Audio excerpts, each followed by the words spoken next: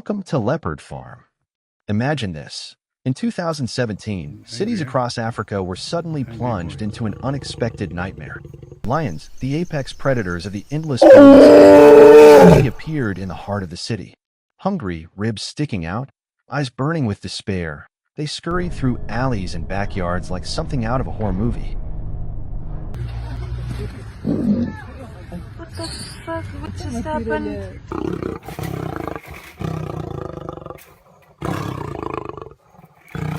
A blur of muscle and fangs smashing into goats, cattle, dogs, anything that moved.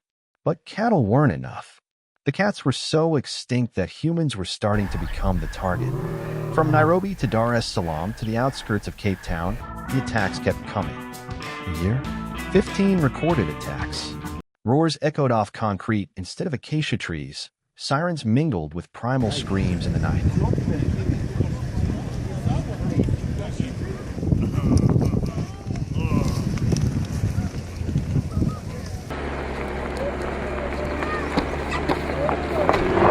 To stem the bloodshed, wildlife officials took an unexpected step. They contacted the Masai and revived one of the oldest traditions on the planet, their legendary lion hunt. For centuries, killing a lion with a single spear had been the ultimate test of Masai manhood. It was not a sport, and certainly not a matter of hatred. It was a sacred rite of passage into manhood. A young warrior stared down a charging lion, felt the earth shake under its roar, and affirmed that the spear had not only survived, but that he was a man. The lion's mane became his crown, to be worn for the rest of his life as a living testament to a courage most of us can barely imagine.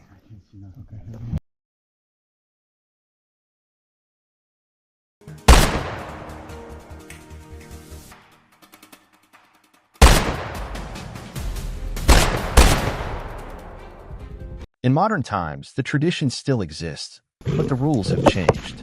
Legal lion hunting is now limited to specific locations, like parts of Limpopo, South Africa, or the Sealess Game Reserve, Tanzania, and each hunt requires a difficult government permit. Going outside those boundaries can result in serious jail time. Even when everything is clear, no one is allowed to hunt lions alone. The law requires at least 3 experienced hunters in a group, because everyone knows exactly what they're up against. A 180 kilograms predator that can close in on them in the blink of an eye. One mistake, one hesitation, and the hunter becomes the prey.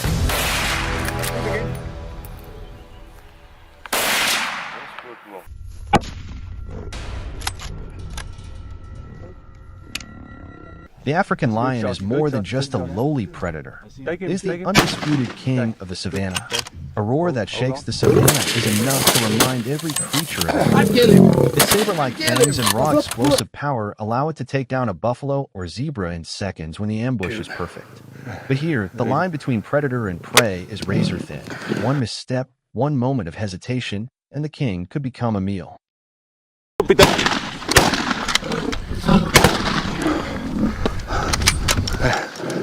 Skritt om. Okay, mooi.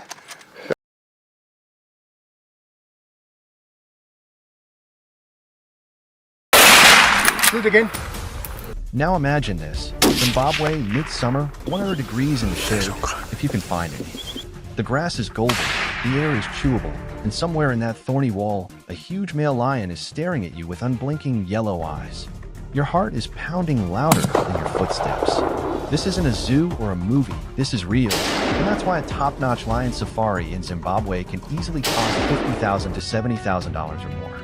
You're not just paying for a trophy, you're paying for entering the arena with the most charismatic killer on the planet.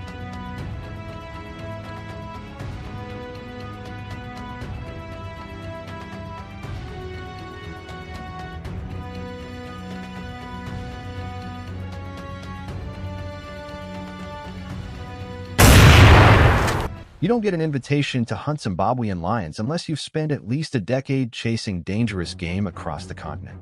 The outfitter isn't trying to be a dog, he's saving your life. You have to read the twitch of an ear, the angle of a tail, the sudden silence when the bird stops singing. One misinterpretation of a growl coming from an exhaust pipe, and the story ends with your name on a memorial page instead of a trophy card. That hefty price tag, more than $60,000, doesn't just get you the chance to hunt a lion. The money goes toward funding anti-poaching patrols, community projects, and habitat protection to prevent the species from going extinct. It's expensive because it has to be.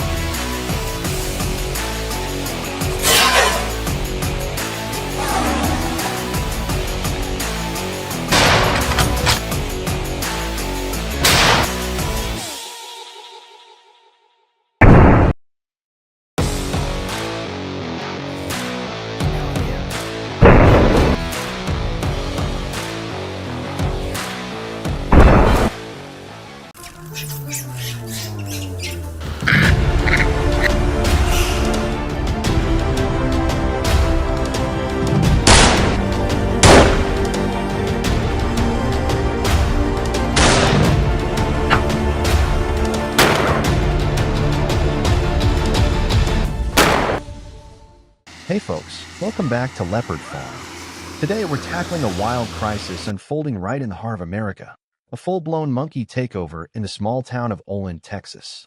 It might sound like a blockbuster plot, but this is happening for real.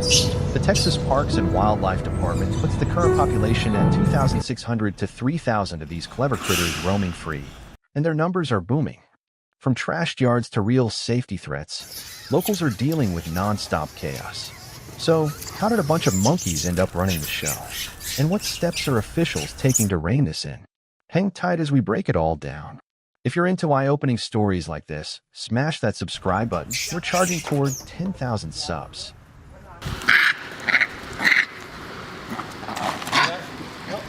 In Olin, the monkey population explosion has reached a breaking point, forcing the government into bold action, a massive organized hunt. To slash the numbers fast, authorities are recruiting seasoned hunters who can prove their skills in pursuing and taking down small, agile targets. Every participant must use a .22 caliber rifle, selected for its pinpoint accuracy and ability to deliver quick, clean kills that limit animal suffering. The effort will deploy 20 specialized teams, each tackling the hardest-hit areas where monkeys are causing the most chaos. And the payoff? A solid $500 bounty for every monkey brought in. With incentives like these, officials are counting on top-tier sharpshooters to rein the crisis before it spirals further out of hand. Yet this hardline strategy is dividing opinions. Animal welfare groups and everyday residents are pushing back hard, calling the killings brutal and avoidable. Many worry that wiping out so many monkeys could throw the local ecosystem off balance and trigger ripple effects no one saw coming. It boils down to a real dilemma. Is there a kinder, smarter fix out there? What's your take? Should leaders chase non-lethal alternatives, or is a controlled hunt the tough but necessary call? Drop your thoughts in the comments.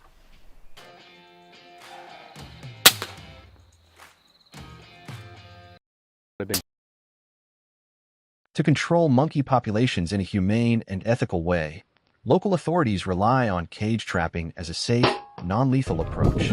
These sturdy traps, built from tough metal materials, protect both the monkeys and the people handling them. They feature reliable locking systems, like sliding doors or fast closing gates, that keep escapes impossible while keeping stress on the animals to a minimum. Success hinges on smart placement. Set the traps in high-traffic spots where monkeys hang out most, boosting the odds of a quick and efficient catch.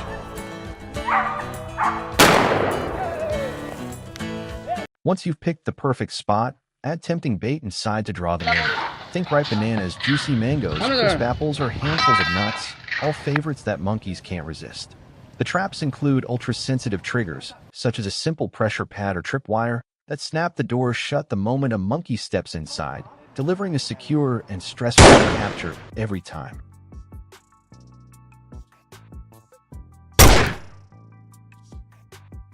Recent reports highlight the clear effectiveness of cage trapping and tackling invasive monkeys. According to the Texas Parks and Wildlife Department, this approach captured more than 2,700 of these animals statewide in 2024, a roughly 20% drop from the 3,800 removed in 2023. Over the past 2 years, that adds up to over 2,500 monkeys safely relocated in total. Even with these dedicated efforts, the population still poses a major issue for local ecosystems and neighborhoods. Talk telling agencies to keep refining their control measures.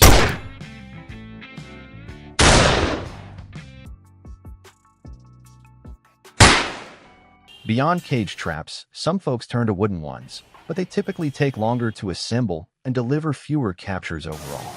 Before diving in, it's smart to learn the ins and outs of each option and how well it performs. Once caught, the monkeys get moved to protected wildlife areas, where they can thrive without bothering nearby towns. What's your take on these critters? Think they're fascinating? Hit 0. Worried about the impact? Press 1. Drop your opinions in the comments. We're all ears.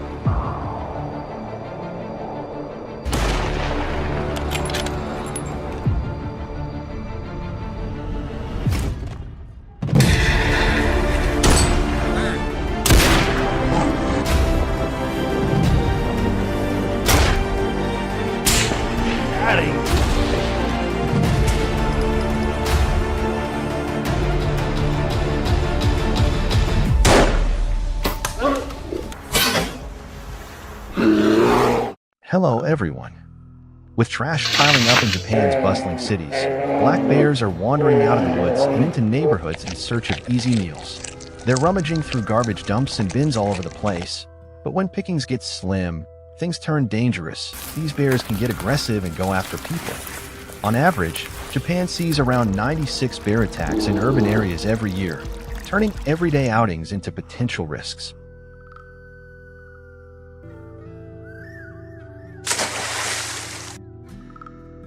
Take July 27, 2012, for example. A guy was strolling down the street, chatting on his cell phone, when a black bear came barreling out of nowhere and lunged at him. Lucky for him,